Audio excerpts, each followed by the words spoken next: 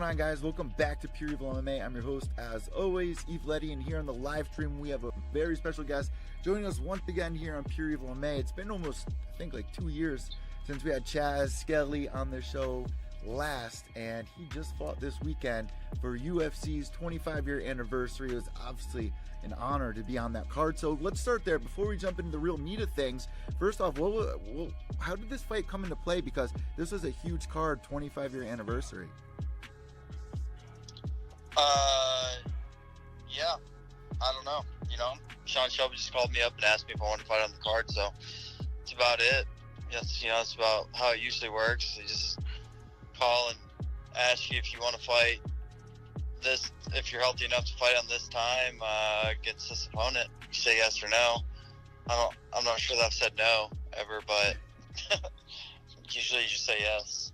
So I guess let's just jump right into it, man. I mean, this was a really controversial loss here.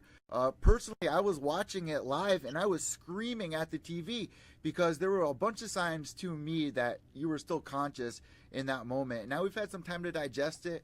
I spoke with a whole bunch of fighters about it, and the general consensus really seems like the referee kind of panicked, went in there and called the fight off without even asking you, to show a sign that you're okay or, to do something.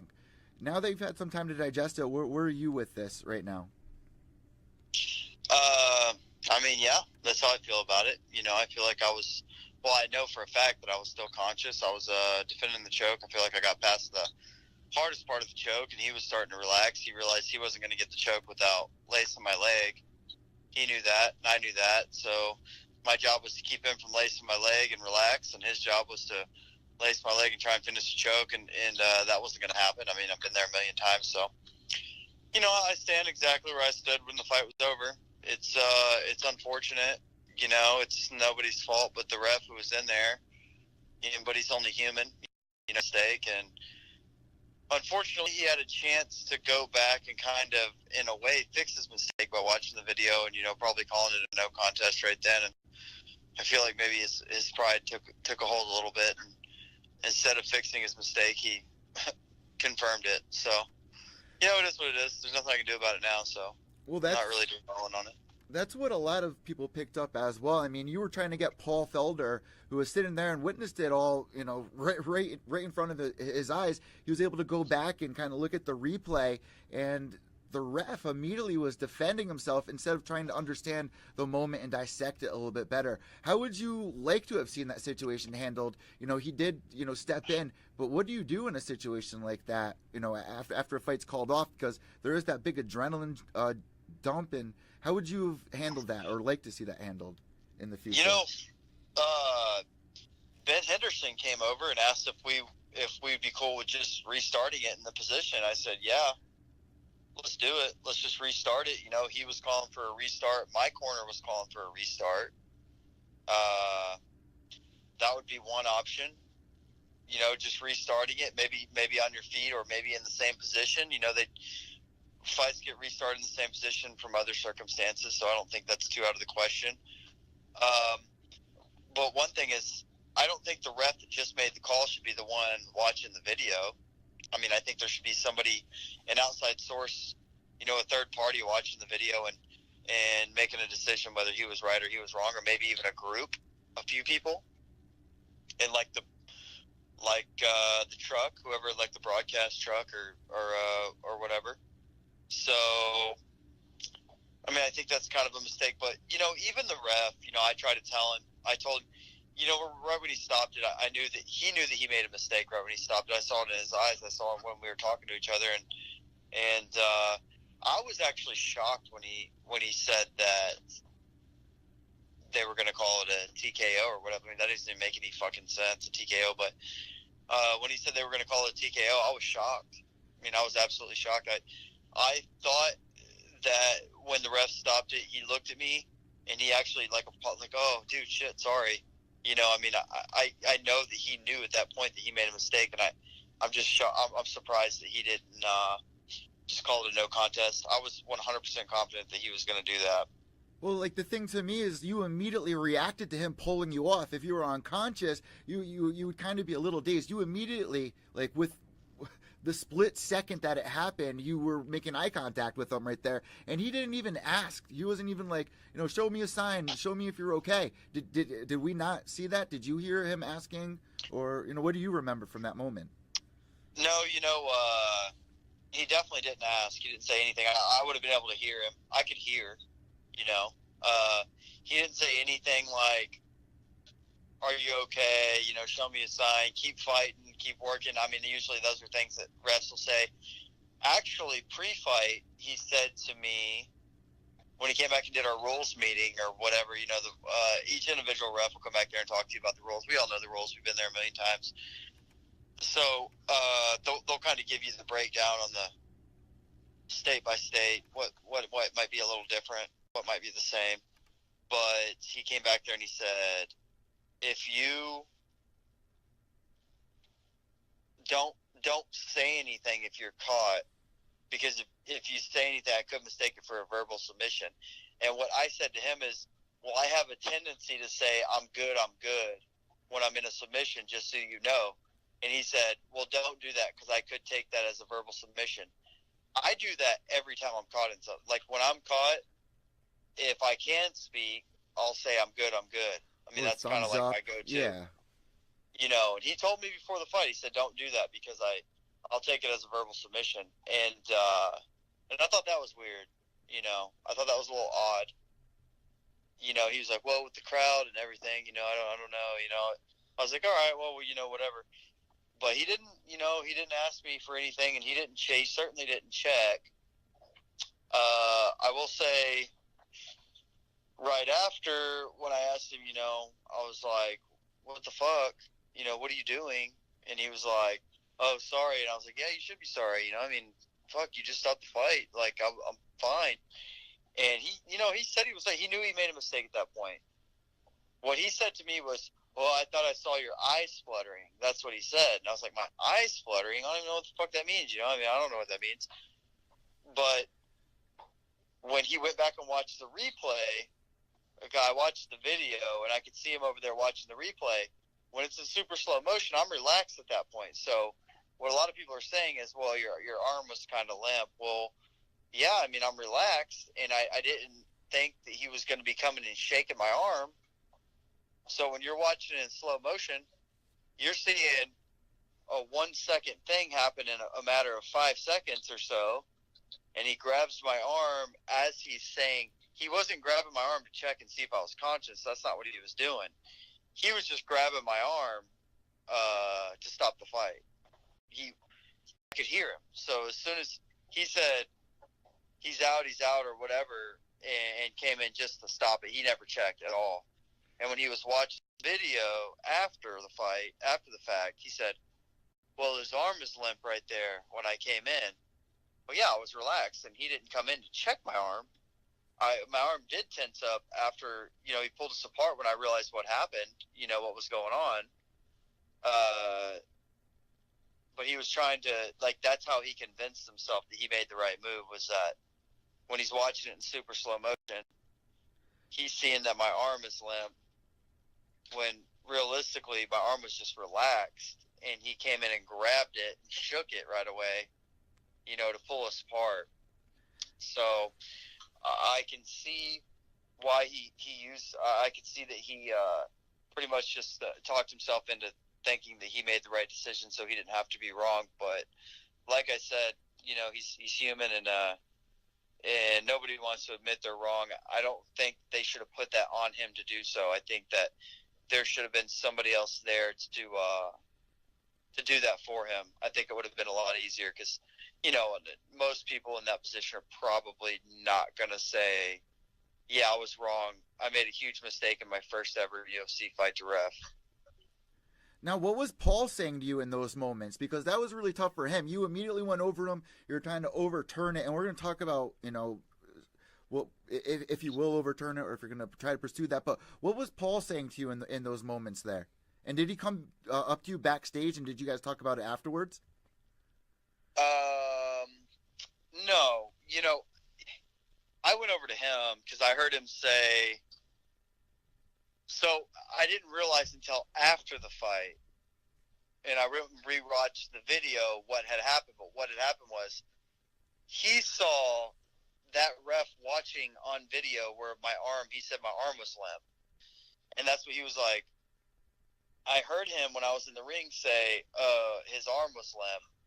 And that's why I went over there and I was like, rewatch the video. My arm's not limp. You're watching it in slow motion. I was relaxing, and I told him, basically I'll give you the rundown on what happened. I know I already said it, but he caught the choke and my arm was across my body and it was making the choke tighter. So what I did was I turned to my back and I started walking my feet away from his feet to create space so I could extend my arm out towards his legs, block his hips, and then I'd be able to breathe. And then the next thing is just to make sure that if he tries to roll it through to end in Darth's position, then I stop the roll through, which would be my left hand. I would post it on the other side of my body and basically be sprawling out with my legs and my hands, just like laying with my back on top of his chest. Him face up, me face up as well. So I got to the point to where I could breathe fine, and he had already started relaxing in the choke. And, then the ref came in and stopped it. Well, he saw to where the ref was explaining, like, yeah, his arm went limp. Right there. And so that's what he was seeing on the he was watching the ref, watching the video. And I just came over and said, I explained to him what I just explained to you. I said, no, this is what happened. I got my arm out. I was fine. I started to relax, and then he came in and finished and stopped it. And then they went back and rewatched it, and I think they were like, yeah, you're right. So the only thing he really said to me was, after we got out of the cage, he just said to me, he's like, that's a shitty spot. It's a bad position. I can see what you're saying.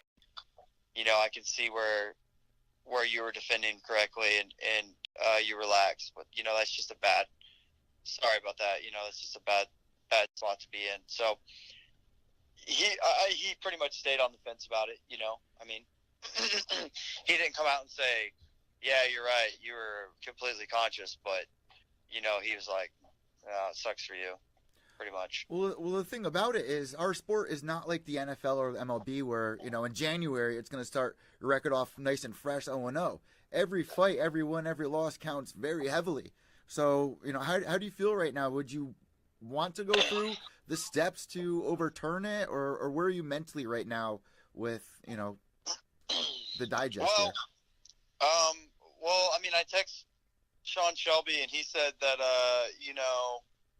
that he would be able to keep his win bonus, that the only way that they would take it, that the UFC would have to basically go after him to get it back, and they're not going to do that. I don't think it's really, to be honest, it's probably not enough money for them to even be worried about. They're moving on, obviously. So, yeah, I'm going to go ahead and appeal, I mean, the only thing I was concerned about, really, I don't want to take money out of his pocket. I know I said that before, but that's the truth. I just don't want to take money out of somebody else's pocket. I don't think it's his fault. And, once you get that excitement of winning your first UFC fight, it sucks because you're getting paid your full check, and then to get that taken away would be, pretty terrible. So I don't want to do that. But for the sake of my record overall, I don't really care. It is what it is. It's a win or a loss on a piece of paper.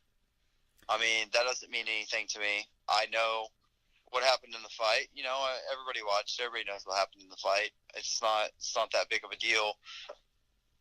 The thing that I do, the only thing that worries me, or the only thing that kind of upsets me, is my UFC record, because that was my 10th fight in the UFC, and that puts me at 6-4 instead of 7-3, and that's a fight that I was gonna win. And believe me when I say that, I was gonna win that fight. I won the first round very easily.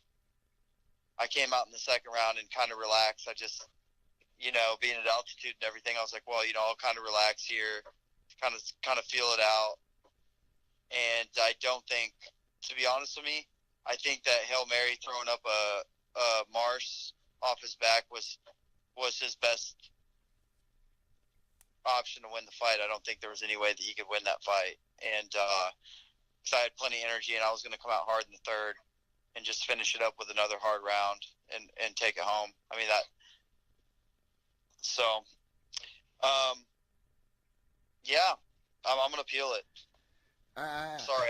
I would too, man, because it's so weird, but at the same time, like you said, it's the guy's debut, so like you kind of feel bad about it, but you know damn well it's a selfish sport, man, and like I said, your career doesn't start back at zero, and that was just very upsetting to see, man, because I'm a big fan of you. I'm a big supporter of anyone who comes on the show. Obviously, I'm a little biased. I picked you in that fight, and it was really upsetting to see it end like that. But you also mentioned, you know, you talk to the guys higher up. As long as they kind of understand, like, you know, that was kind of a not really a fair fight in a way.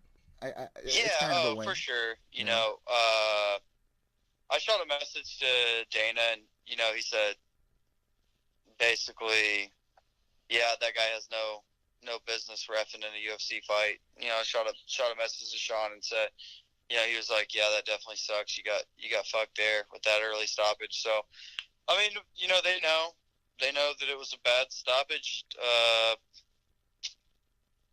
don't know what else to say about it. You know, they know. So the way I want to end this interview is the change that you would like to see made is basically having them restart fights in cases like that, or have somebody higher up overturn it and be like, no, put them back in. It's not really up to the ref. There should be a group of people. That's the change that you would like to see, right? Yeah, I do think that there needs to be a third party watching those videos, watching the replay and making a decision, not the person who just made the call.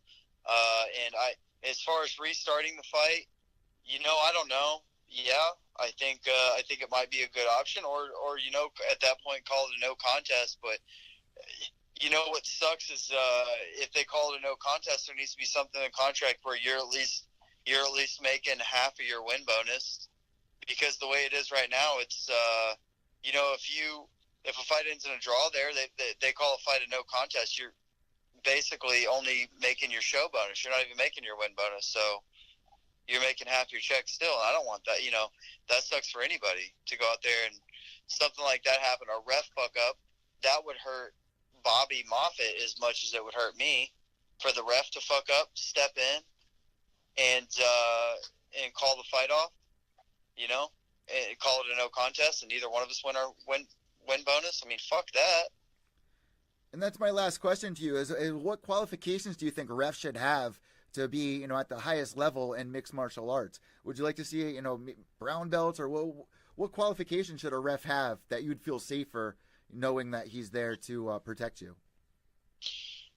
I think a ref should be able to check their pride at the door when they're watching replays. That's what I think. I love that way you just ended the interview. Chaz, thank you so much for joining us here on Pure Evil MMA. You know what we like to do at this point. Or last but not least, I mean, did you talk to your opponent backstage? Did you guys leave off on a good note, or did you kind of just, you know, pack your things? Let's see. Did I talk? You know, I talked to him in the cage a little bit. He's a nice dude. I don't have anything against him. He doesn't have anything against me. You know, I'm not going to say anything bad about him. I like him. I like his camp. Those are all nice guys out there. I've been following Ben Henderson forever. My mom loves Ben Henderson. She had him sign a magazine for her. She follows him on all social media and probably comments on all of his shit. So, yeah, you know, we talked a little bit in the cage, and in I think in the green room when we were eating, we might have said hi to each other in passing, but you know, nothing big, just small chat, and hopefully we talk again in the near future, because I want that. I would like to have that rematch. You know? Yeah, when would you like to get back in there? When can we expect you to see you back in there? Man, to be honest, you know, I was going to start back at the gym as soon as I got home, but I decided to take this week off, and then I'll be there Monday. So I'm in shape, and I'm ready to go. Just, you know, give me a couple weeks for the weight cut. That's about it. And obviously, the way we end the show, if there's any sponsors or any shout-outs, anything at all that I missed, the floor is now all yours, Chaz. Yeah, man, as far as that goes, you know, just thank you to everybody that has supported me throughout my career. You know, Hard Knocks 365, these guys are the best out here. Henry Hoof, Greg Jones, Cammy. As far as the coaches go, those guys are great, and all my workout partners push me throughout the camp. This is a hard camp for me, and I just want to say thank you to all those guys. You know, my friends and family, for always supporting me. I mean, that's it. And social media, they can find you on Instagram at Chaz Skelly and also on Twitter. What's your Twitter? Is it just Chaz Skelly as well, right? You know, I always keep it original at Chaz Skelly. You don't want to confuse anybody. Yeah, I don't want to get too deep. Just keep it at Chaz Skelly. Fighters, you got to take a note on that. Chaz, thank you so much. Have a great week, and we'll see you back in the octagon as soon as possible. All right, thanks, man. Appreciate it. God bless. Here you guys go. Guys, so happy that Chaz came back on the show. I mean, I love that guys stay humble when they come on the show early on in their careers, when they make their UFC debut or before UFC. Jose Shorty Torres being one of those people, doing the interview with me before he did it with any of the other bigger MMA journalists, even Ariel Helwani. And I personally think our interview was better than Ariel's interview. So check that out down below. Let me know what you think. Give me your honest answer. Do I suck at interviewing? Let me know. I've only been doing it since I was 7 years old on the radio. But that's beyond the point. Guys, Chaz Skelly, what an interview that was to nail here on the channel. I'm really excited. And he says he's going to appeal it. He's going to be appealing this. And I agree there. But do you want to go through that pressure? Like, I got to keep it real. Do you want to go spend that money? And it's a hassle, man. There's not many fighters that will do it. But in this case, I could see him overturning. Because the question's not, was he going to be able to escape? We'll never know. The Tootsie Pop. The world may never know. That's not the case. And the whole thing with having a higher up overturn, like Dana White, if Dana White's ringside, or just somebody, anybody that can actually see, watch the replay, and make a good professional call, like Chaz did, the way he ended this interview. Chaz was like, we need refs to check their pride at the door. And that's one thing I said that night. I tweeted out, which is why I was smiling when Chaz brought it up. The ref, instead of noticing, did I make a mistake, he was defending his call, which is really hard to watch. Guys, I hope you enjoyed this interview. Let me know what you think down below here on YouTube, iTunes, Podbean. Make sure to subscribe down below if we have any new listeners. Subscribe down below. We just broke 2,000 downloads this month. We had 700 downloads this week, 1,000 downloads last week. We still have, another week left in the month after this. So we're killing it. Let's try to hit 3K this month, guys. That would blow my mind. Give me a thumbs up on YouTube if you enjoyed this. And as always, me, Vladdy from Pure Evil MMA, my MMAnews.com. White knuckles till the end. Behave yourselves.